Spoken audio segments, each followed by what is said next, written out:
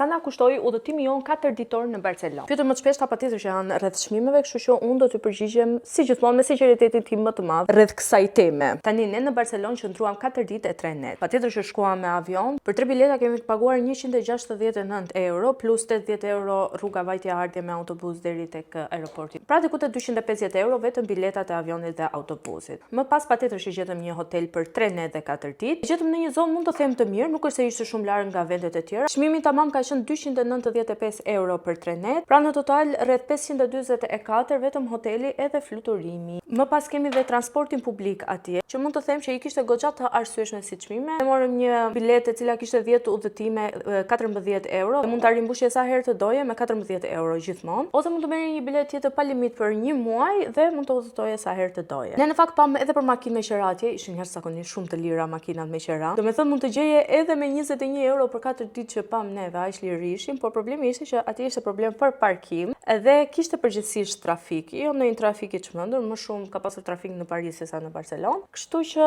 neve zgjodhëm transportin publik. Tjetër që është edhe Uberi dhe taksia, po ne që ishim me fëmijë të vogël edhe me karrocë të madhe, taksia është goxha angari me të drejtën. Kemi edhe pjesën e ushqimit, e cila është një pjesë shumë e rëndësishme, por në Barcelonë, më besoni, nuk do ngeleni kurrë keq për ushqim sado që ta keni buxhetin. Kishte nga çmimet më të ndryshme dhe nga ushqimet më të mira që mund të ekzistojnë. Dhe për ata që janë të fiksuar si puna ime me ëmbëlsirat, do të shkonin në Barcelonë patjetër. Pjesën e ushqimeve nuk mund të them një shifër shumë të saktë, por gjithsesi unë kam bërë një vlog në YouTube, cila ka të gjitha çmimet me detajet të atyre ushqimeve që kemi ngrënë ne, por edhe çdo gjë tjetër që kemi paguar ne në Barcelonë për atë ditë që e kam filmuar. Kështu që kush ka dëshirë që të vizitoj Barcelonën së shpejti mund të hedhë një sy vlogut, dhe të shikoni atje me detaje. Kemi edhe pjesën e atraksioneve turistike. Atraksionet turistike ka jashtëzakonisht pafund, që me 4 ditë është e sigurt që nuk do t'ju dali koha. Edhe për pjesën e atraksioneve që kemi vizituar ne atë ditë i keni të gjitha te vlogu, kështu që mund të hedhni një sy atje që të shikoni më me detaje.